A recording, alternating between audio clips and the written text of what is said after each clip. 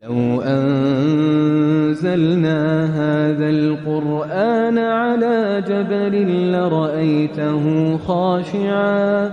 لرأيته خاشعا متصدعا من خشية الله وتلك الأمثال نضربها للناس لعلهم يتفكرون.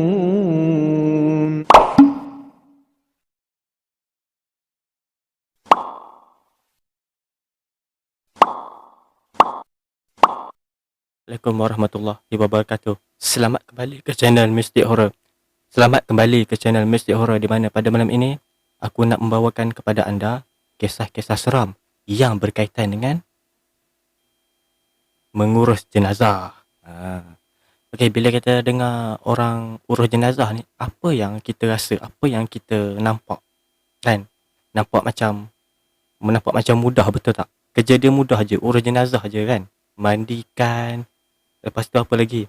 Bersihkan jenazah, lepas bersihkan, kapankan, lepas kapankan, solatkan. Lepas solat baru pergi kubur, tanam dan takat tu je.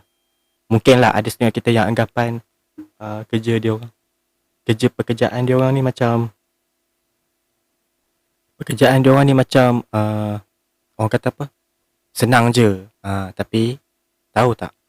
Sebenarnya dia orang ni ada banyak pengalaman yang agak, orang kata apa, nak kata ngeri tu tak adalah, tapi agak ada setengah tu menakutkan dan ada setengahnya mistik. Tapi disebabkan kita tak tanya, memang kita tak tahu. Tapi kalau kita ajak menyembang, mungkin orang-orang yang kerja urus jenazah ni pasti akan ada banyak cerita, betul tak? Okay, jadi pada malam ini aku nak membawakan anda kisah-kisah yang berkaitan dengan urus jenazah.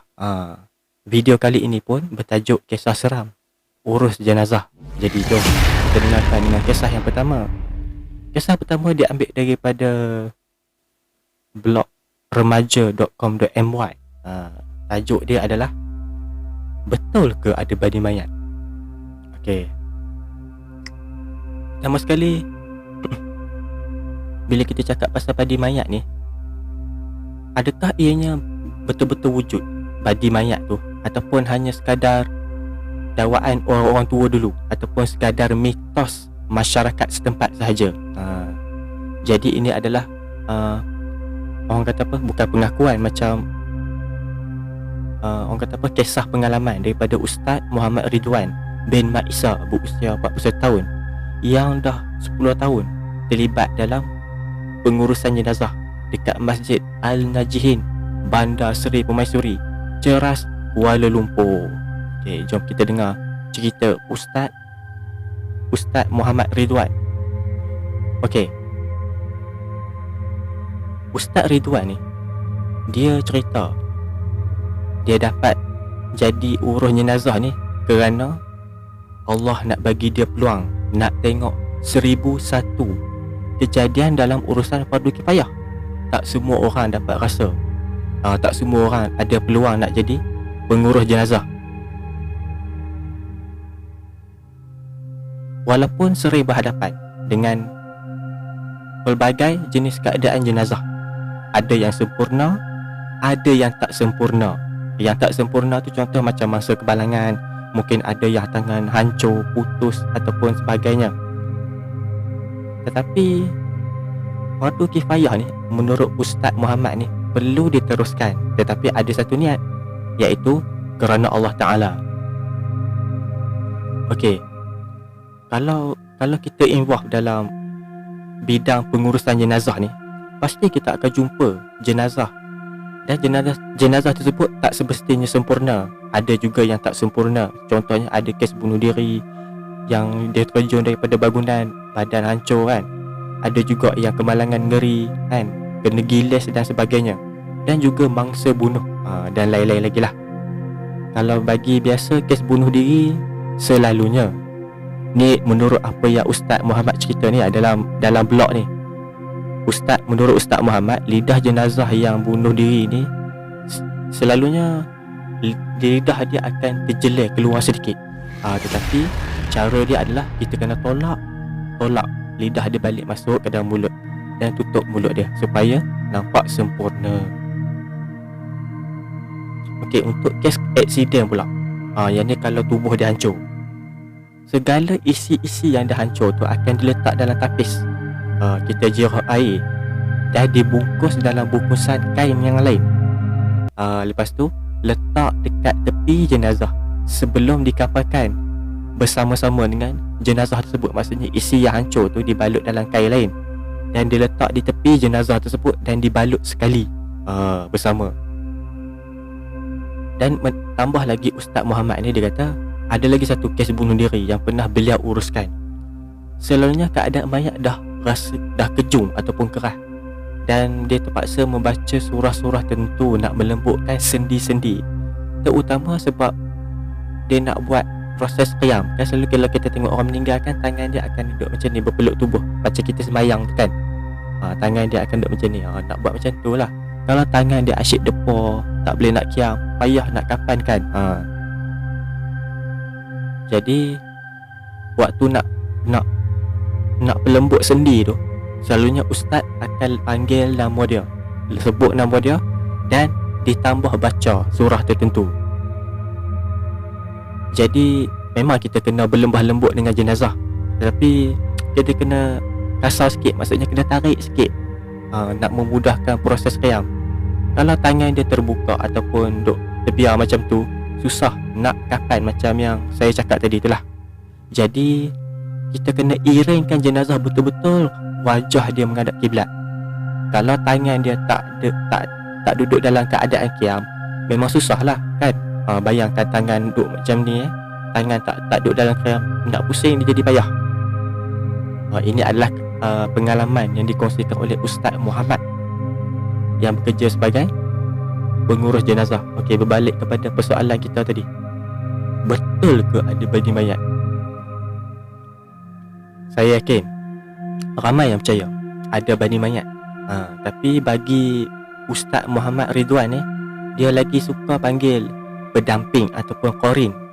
Okey, qorin ni adalah orang yang meninggal akan ada qorin waktu hidup dia, dan ataupun pendamping lah, membela.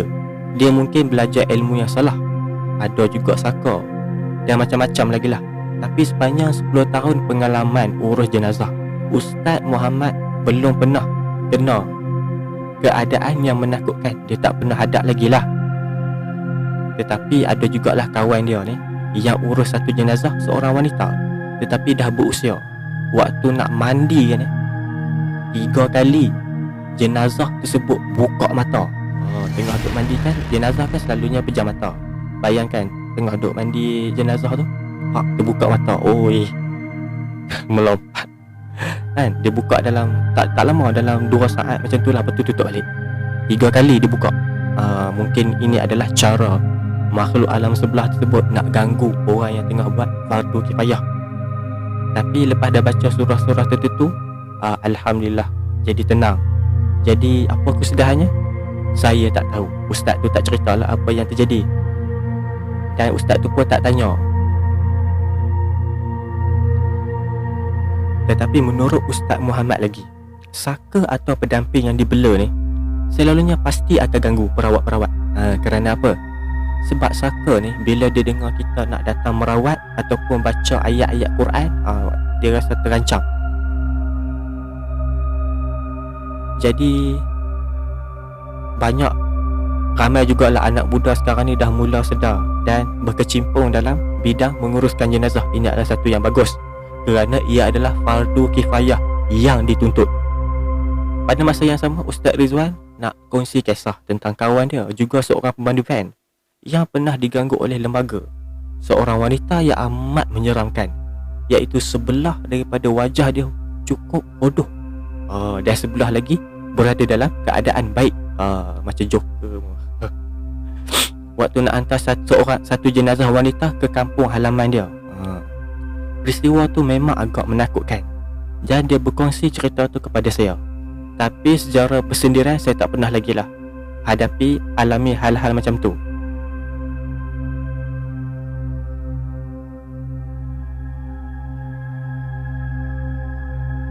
Okey, ini adalah kisah kedua, masih lagi berkaitan dengan pengalaman urus jenazah, tetapi kisah ini berlaku dekat Jawa Timur di Indonesia. Nama dengan jenazah ini tak disebutkan, disebabkan nak jaga nama baik jenazah dan keluarga yang beliau tinggalkan. InsyaAllah kisah ini diharapkan menjadi hikmah dan cermin bagi kita semua sebelum ajal datang menjemput. Baik, kisah ini diceritakan terus oleh seorang Modin. Modin ni adalah pengurus jenazah. Begini cerita beliau. Saya terlibat dalam pengurusan jenazah ni lebih daripada 16 tahun. Bermacam-macam pengalaman telah saya lalui. Sebab dalam jangka atau kurun waktu tersebut, macam-macam jenis mayat dah saya handle.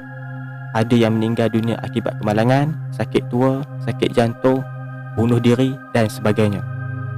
Bagaimanapun, pengalaman mengurus satu jenazah seorang yang kaya dan berpengaruh ini menyebabkan saya dapat satu peluang yang istimewa sepanjang hidup. Ini adalah pertama kali saya bertemu cukup aneh. Maksudnya saya jumpa situasi yang cukup aneh, menjedihkan dan juga menakutkan, sekaligus memberikan banyak hikmah. Sebagai Modin ataupun pengurus jenazah di kampung, saya telah diminta oleh anak almarhum untuk urus jenazah bapa dia. Saya terus pergi ke rumah dia. Waktu saya sampai dekat rumah almarhum, saya tercium bau jenazah tu sangat busuk. Bau dia cukup memualkan dan rasa nak termuntah. Saya dah urus banyak jenazah tapi belum pernah saya jumpa mayat yang sebusuk ni. Waktu tu saya tengok wajah almarhum, sekali lagi saya tersentuh. Bila saya tengok wajah dia, saya perhati wajah dia, saya tengok wajah dia macam apa orang kata, dikelilingi oleh macam-macam perasaan. Ada takut, ada cemas, ada menyesal dan macam-macam. Wajah dia pula macam tak dapat nur daripada Allah SWT. Ingat ya, ini bukan nak mengaibkan orang ya, ini hanya sekadar kisah. Kemudian saya pun ambil lah kain kafan yang anak almarhum beli. Saya potong, gunting potong ikut saiz dah. Kebetulan pula dekat situ ada 2 orang yang pernah ikut kursus fardu kifayah ataupun kursus urus jenazah yang pernah saya ajar. Jadi saya terus ajak dia orang bantu saya dan dia orang pun setuju. Tapi waktu nak mandikan jenazah tu, kejadian pertama yang pelik berlaku. Ini sekadar untuk pengetahuan anda semua. Bila nak mandikan jenazah, badan mayat tu perlu dibangunkan sedikit dan perut dia kena diurut-urut nak keluarkan najis yang tersisa. Jadi saya urut slow-slow perut almarhum. Tapi apa yang berlaku pada hari itu sangat mengejutkan. Allah Subhanahu Wa Taala berkehendak nak tunjukkan kekuasaannya pada hari tersebut. Kotoran langsung tak keluar daripada bahagian dubur, tetapi melalui mulutnya. Terkejut saya. Hati saya terus jadi berdebar-debar.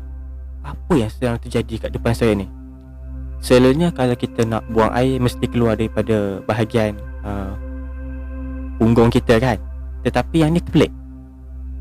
Kotoran dan najis keluar daripada mulut. Makin diurut makin keluar kat mulut. Tu yang pelik.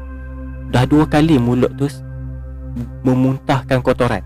Dan saya harap benda tu tak berulang lagi, disebabkan saya urut perut dia untuk kali terakhir. Secara tiba-tiba ketentuan Allah SWT berlaku.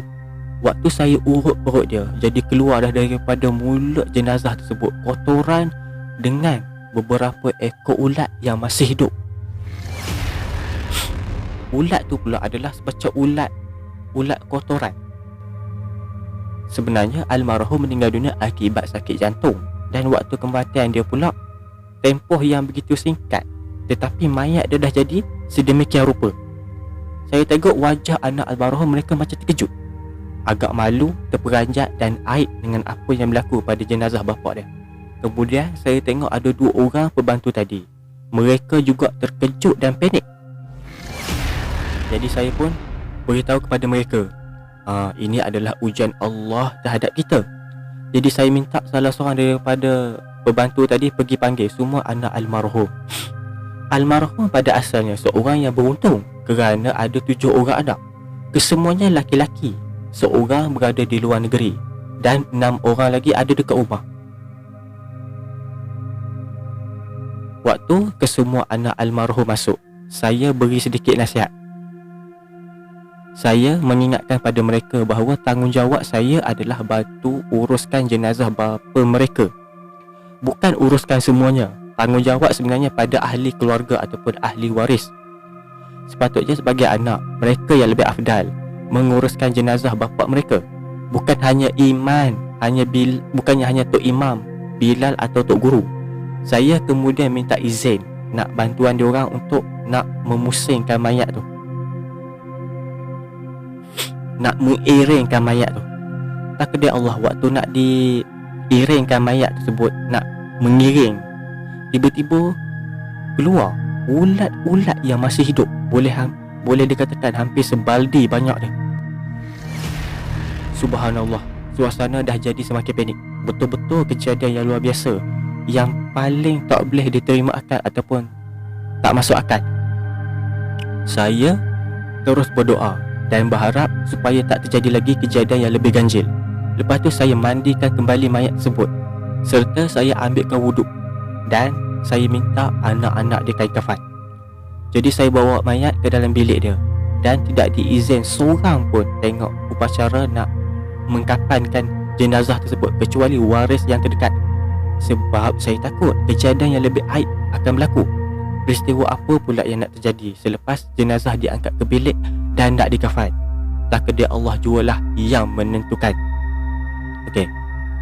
Ketika mayat ni diletakkan di atas kain kafan, saya dapati kain kafan tu hanya cukup tutup hujung kepala dan kaki, tak ada lebih. Tepat-tepat. Jadi tak dapatlah nak ikat kepala dan kaki, bunjuk tu lah. Jadi tak keterlaluan lah kalau saya sebut, seperti kain kafan tu tak nak terima mayat tu tadi. Tak apalah, mungkin saya yang tersilap. Itu adalah husnuzan lah. Jadi saya ambil kain, saya potong, saya tampung balik tempat yang kurang. Dan memang kain kafan jenazah tu jadi sambung menyambung. Tapi apa nak dikata, itu je lah yang saya dapat mampu buat. Tetapi pada masa yang sama, saya berdoa kepada Allah, Ya Allah, janganlah kau hinakan jenazah ini, Ya Allah. Cukuplah sekadar peringatan kepada hamba-Mu ini. Itu adalah doa saya. Lepas tu saya beri taklimat tentang solat jenazah. Satu lagi masalah timbul, iaitu jenazah tak dapat dihantar ke tanah perkuburan disebabkan tak ada van jenazah. Jadi saya terus call Ustaz Islam, masjid dan sebagainya, tapi susah. Kesemuanya telah digunakan. Ada setengah tempat pula tak ada kereta jenazah ataupun van jenazah. Ada setengah tempat ada satu saja van jenazah dan sedang digunakan pula. Satu hal yang saya fikir bukan sekadar kebetulan. Dalam keadaan tu, seorang hamba Allah muncul offer bantuan. Jadi lelaki tu minta saya tunggu sebentar untuk nak mengeluarkan van ataupun kereta pick-up dan garaj rumahnya, dan muncullah sebuah van.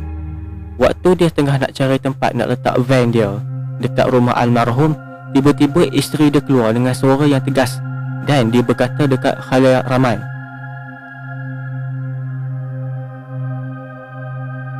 Encik, saya tak izinkan kereta ini digunakan untuk angkat jenazah itu. Sebab waktu hayat dia hidup, dia tak pernah izinkan anak dan isteri naik kereta dia. Renungkanlah, kalau tidak ada apa-apanya, tak mungkin seorang, cuba kita renungkan, kalau tak ada apa-apa, tak mungkin seorang wanita yang lemah lembut akan berkata macam tu. Jadi saya suruh tuan yang bawa van tu bawa kembali van dia. Lepas tu muncul pula seorang lelaki offer. Lelaki tu mengaku dia anak murid saya. Dia minta izin saya dalam 10 atau 15 minit nak bersihkan kereta dia tu. Dalam jangka waktu yang ditetapkan itu, muncul kereta tersebut, tapi masih basah sebab dah baru dibasuh. Okey, kereta yang dimaksudkan tu sebenarnya adalah lori. Dan lori ini digunakan oleh lelaki tadi untuk jual ayam ke pasar dalam perjalanan menuju ke kawasan perkuburan. Maknanya lori ayam lah. Jadi saya pun pesanlah kepada 2 orang pembantu tadi supaya masyarakat janganlah bantu kami nak menguburkan jenazah. cukuplah tinggal di rumah Allahyarham saja lebih baik. Saya tak nak dia orang tengok lagi peristiwa ganjil dan aib. Rupanya apa yang saya takutkan itu berlaku sekali lagi. Hanya takdir Allah sajalah yang amat memilukan. Bila sampainya jenazah dekat tanah perkuburan, saya bagi arahan kepada 3 orang anak dia turun ke dalam liang dan 3 lagi untuk turunkan jenazah. Allah SWT berkehendak ke atas semua makhluk ciptaannya. Waktu jenazah tu nak masuk ke tanah, tiba-tiba air hitam yang busuk keluar daripada celah tanah yang pada asalnya kering. Hari itu tak ada hujan, tapi daripada mana datang air itu? Susah nak jawab. Jadi saya arahkan anak almarhum supaya jenazah mereka dikemas dalam keranda dengan berhati-hati. Bukan apa, takut nanti dia terlentang atau jatuh terlungkup, na'udzubillah. Kalau mayat dah jatuh terlungkup, tak ada harapan nak dapat syafaat daripada Nabi. Papan keranda diturunkan. Jadi kami pun kambus balik kubur tersebut. Lepas tu kami injak-injak tanah supaya mampat. Pijak-pijak tanah tu lah nak bagi mampat. Dan bila hujan, dia tidak mendap. Tapi pelik, saya perhati je tanah yang diinjak tu, semakin lama makin jadi lecak, jadi lembik. Saya tahu jenazah yang ada di dalam telah tenggelam oleh air hitam yang busuk. Melihat keadaan tersebut, saya arahkan anak-anak almarhum supaya berhenti pijak tanah tu, tinggalkan lubang kubur 1/4 meter. Maksudnya kubur tu tak ditimbus sampai ke permukaan lubangnya, tapi ia nampak macam kubur berlubang.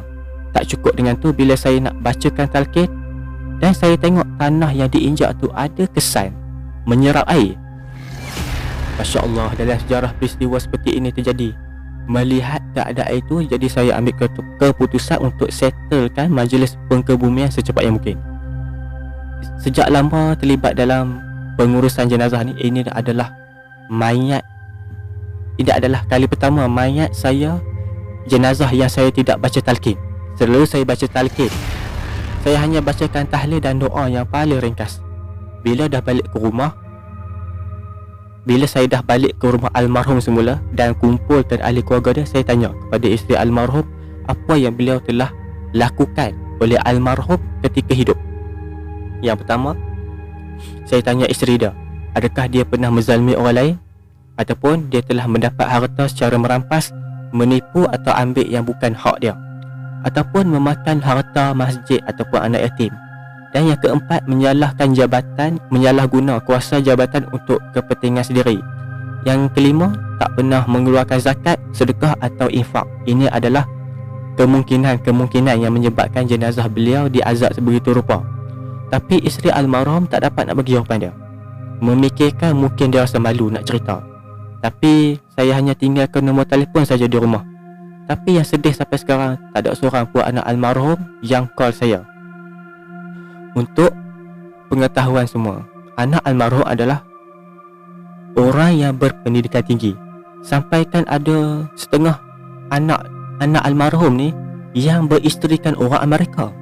Seorang lagi dapat isteri orang Australia, dan seorang lagi isterinya orang Jepun. Maksudnya ketiga-tiga anak almarhum ni berjaya belajar di luar negara dan bekerja dan berkahwin dengan orang di sana.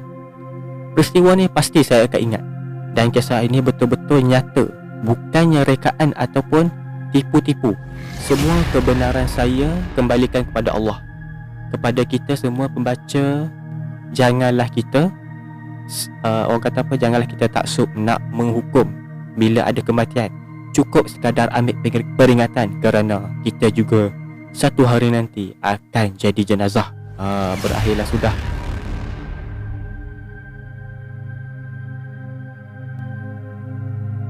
Okey, kita terus.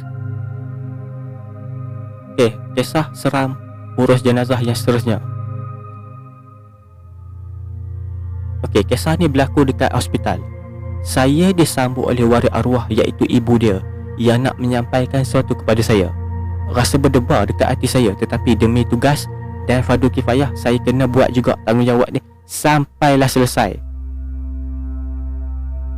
Menurut ibu arwah, jenazah anak dia dah tukar jantina daripada lelaki kepada perempuan. Okey, sebelum kita pergi kepada kisah dia, ini adalah sedikit penjelasan.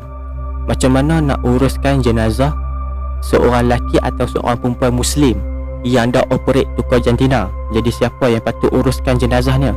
Bagi menguruskan jenazah seorang lelaki atau perempuan Muslim yang tukar jantina, jenazah tersebut sebenarnya hendaklah diuruskan ikut jantina asalnya dan diuruskan oleh waris dia atau pihak berkuasa agama. Maknanya kalau jenazah tersebut dah tukar jantina, asal kalau tengok surat beranak dia lelaki asal dia, tapi dia dah tukar jantina, dia dah tukar rupa bentuk apa semua, cara nak urus dia adalah masih lagi lelaki yang kena urus disebabkan fitrah asal dia adalah lelaki.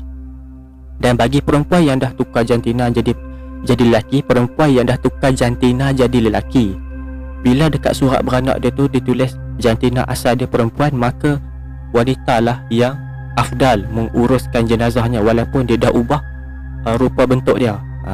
Itu adalah sedikit sebanyak tips untuk urus jenazah yang dah tukar jantina ni. Penting kan?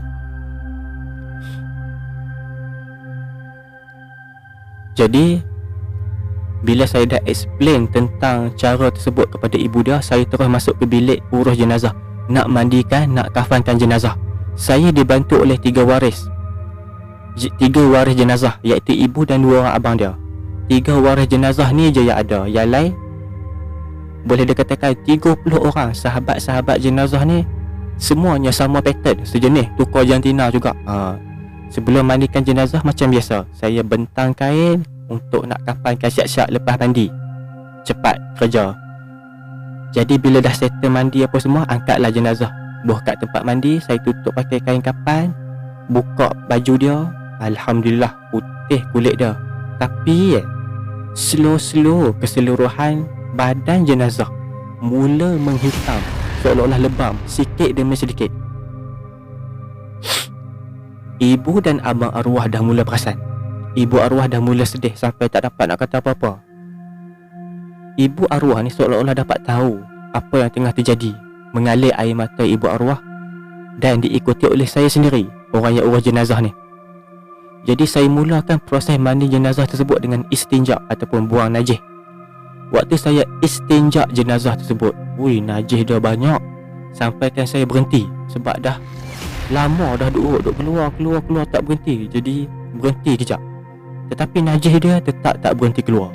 Saya terus basuh jenazah macam biasa dan saya tengok air yang mengalir berwarna kekuningan keluar daripada tubuh jenazah. Yang paling sedih sekali keluar daripada kemaluan dia, iaitu nanah bercampur darah dan juga ulat. Na'udzubillahiminzalim.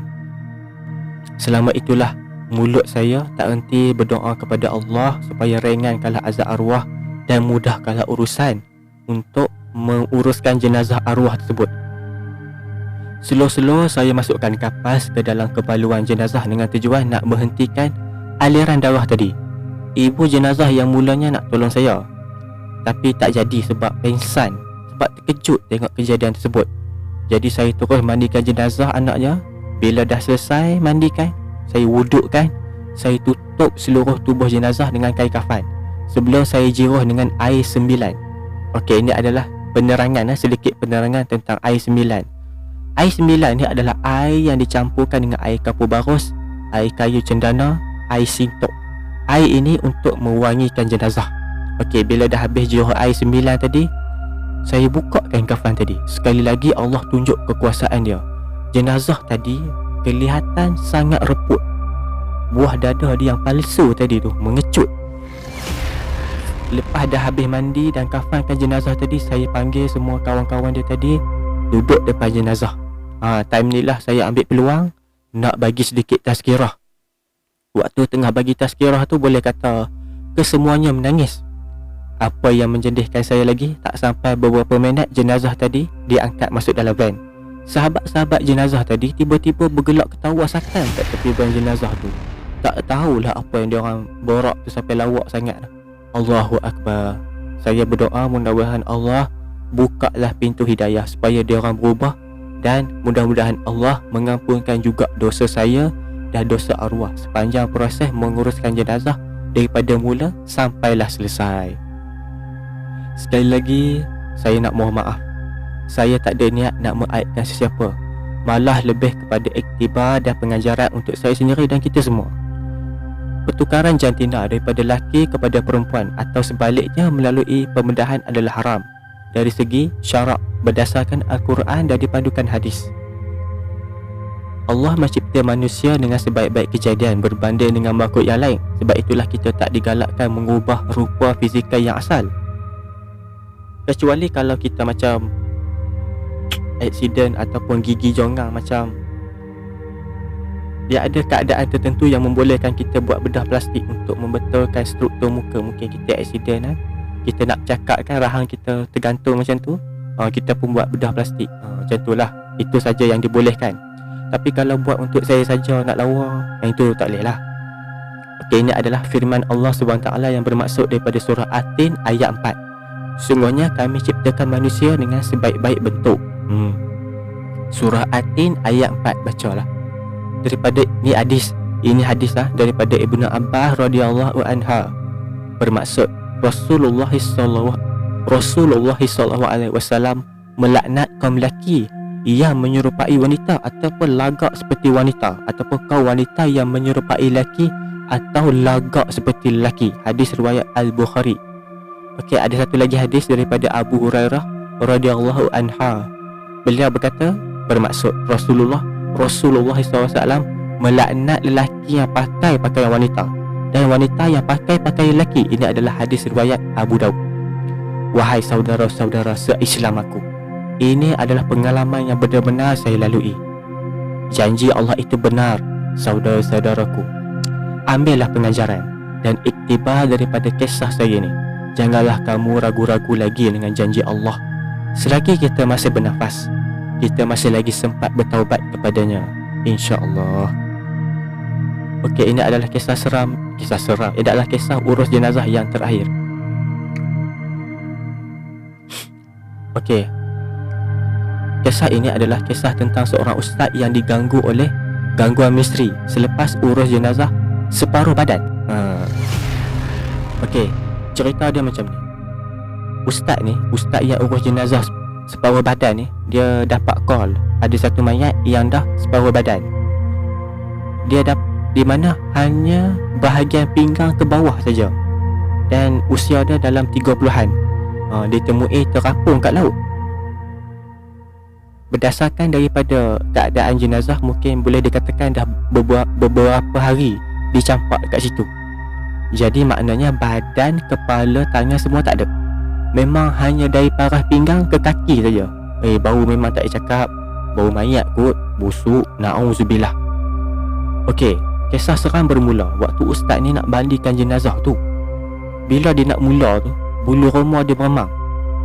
Tapi bukan sebab rasa ngeri tengok mayat separuh badan tu, tapi ustaz tu dapat syak.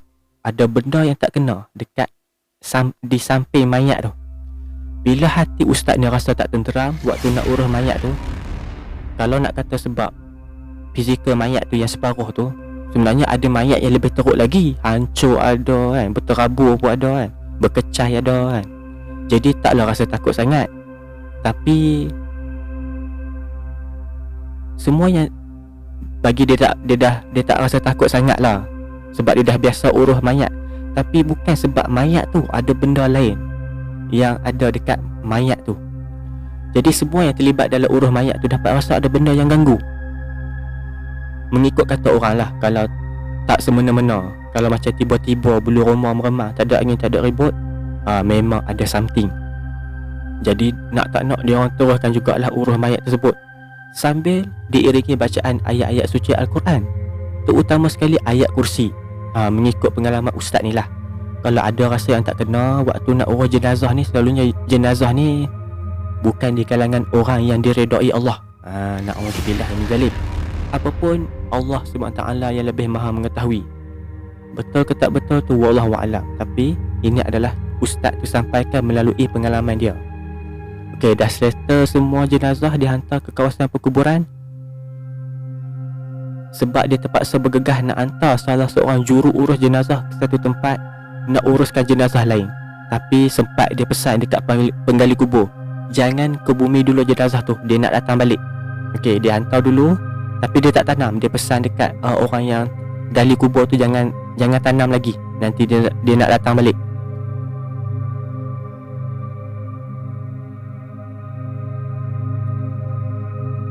Disebabkan jenazah tu ada sedikit masalah, tapi tak adalah si ustaz bagi tahu masalah jenazah tu. Memang tak elok lah aib orang kan. Jadi lepas dah habis urusan, ustaz pun balik ke kawasan ke perkuburan tersebut. Tapi jenazah tu dah dikebumikan. Jadi hajat ustaz ni nak sempurnakan penggemumian tu tak tersampaian. Sebab semua dah selesai, dia pun balik lah kan. Mula-mula ada hal, tinggalkan dulu jenazah tersebut. Bila dah kembali balik ke tanah kubur, orang dah tanam dah.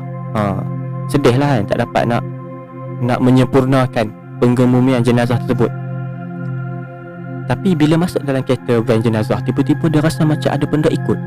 Rasa tak semena-mena ustaz ni perasan. Perasaan seram sejuk ustaz ni datang balik. Nak kata peminat, tak nampak pula rupa parah dah, tapi dapat rasa kehadiran dia. Jadi confirm lah bukan peminat. Ustaz tu pun bukanlah public figure, tapi dengan sedikit ilmu yang ustaz ni ada, dia cuba halau penumpang yang tak diundang tu, tapi gagal. Penumpang misteri tersebut terus ikut ustaz tu sampai ke rumah. Nak buat macam mana? Nak suruh keluar tak nak. Nak suruh keluar tak nak, tak mau keluar. Dan pada malam tu terpaksalah si ustaz dan tetamu tak diundang tu berperang. Berperang dalam pukul 11 malam. Waktu si isi keluarga ustaz ni dah ready nak tidur kan. Dia dah mula rasa lain macam. Bukan rasa lain macam malam Jumaat tapi ni kisah seram. Perasaan seram ustaz ni datang balik. Macam biasa, bulu roma ni tak boleh, rasa seram sikit. Dia mula berdiri tegak macam nak nyanyi lagu Negaraku. Jadi si ustaz ni mulalah baca ayat-ayat suci Al-Quran, sampailah tetamu tak diundang tu mengalah dan belah. Surah-surah yang digunakan adalah Al-Fatihah, 3 kul, ayat kursi, Amanah Rasul dan 1 ayat lain sebagai penutup. Tapi tak diceritakan pula lah ayat apa. Dengan ayat-ayat tersebutlah ustaz ni berjaya halau syaitan yang cuba nak ganggu. Tapi ingatkan dah okey, tapi rupanya dia datang balik. Ustaz sebut ulang balik baca-baca surah tadi, dah hempuskan kembali ke arah makhluk tu, tapi dia hilang untuk sementara waktu. Jadi lepas sejukkan badan, dia mari balik lah. Menjelang tengah malam, ni tetamu tak diundang tu jadi makin kasar pula. Bila si ustaz mula nak lelap mata, dia main cocok-cocok badan pula. Bila ustaz tu terbangun dan pandang di kawasan sekeliling, tak nampak apa-apa, gelap je. Jadi dia baca sekali lagi ayat-ayat suci Al-Quran dan dia berjaya hentikan gangguan tersebut. Tapi sementara waktulah, rupanya tak habis menyakat. Rupanya bila ustaz tu nak terlelap, dia datang lagi, dia menyakat lagi. Kali ni dia cucuk pusat pula. Main cucuk pusat kasar dah ni. Lepas tu dia cocok punggung, cocok badan. Setiap kali ustaz tu nak terlena, dia mesti cocok. Asalkan nak cocok je terlena. Dekat sejam lah dia duduk main cocok-cocok. Tapi agaknya dah bosan, tapi dia berhentilah. Ustaz ni tak layan. Jadi tidurlah ustaz tu dengan nyenyak. Rupanya macam tu nak buat jin berhenti menyakat. Biarkan je lama-lama. Jin pun tahu bosan. Nasib baiklah satu malam je kena ganggu dengan makhluk yang mungkin datang daripada mayat separuh badan yang telah diuruskan oleh ustaz tu. Sebenarnya bukan ustaz tu yang kena ganggu. Dengar cerita, penggali kubur yang uruskan jenazah tersebut pun turut jatuh sakit dekat sebulan. Menurut ceritalah, lepas uruskan jenazah tu, penggali kubur tu juga sering diganggu. Dan penggali kubur tersebut rasa seolah-olah diekori oleh mayat tu. Bila dia masuk pejabat je, dia nampak mayat tersebut dalam pejabat. Bila masuk bilik mandi pun sama, ataupun ke mana-mana saja dia pergi, dia pasti akan nampak kelibat jenazah tersebut. Macam kena badi lah orang kata. Akibat daripada gangguan tersebut, penggali kubur tu terus meracau hampir sebulan. Dan lepas berubat, alhamdulillah, dengan izin Allah sembuh macam sedia kala. Tapi bukanlah daripada pemilik roh jenazah yang tak sempurna. Mungkin ada benda dekat mayat tu waktu dia meninggal. Tak tahulah macam mana boleh ada kaitan. Allah Maha mengetahui segalanya. Tapi walaupun ada orang yang tuduhlah ustaz tu duk mengarut, duk kaitkan gangguan tu dengan jenazah yang diuruskan, tapi katanya ia betul-betul berlaku. Kerana iblis memang boleh menyerupa orang yang dah mati. Tak mustahil gangguan tu daripada iblis yang nak menyesatkan manusia. Menurut ustaz tu, dia yakin pemilik jasad yang diuruskan tu ada amalkan ilmu hitam semasa hayat dia. Selalunya gangguan macam tu berlaku disebabkan pemilik dia ada mendampingi jin dan syaitan, atau dipanggil khadam, nak lindungi dia.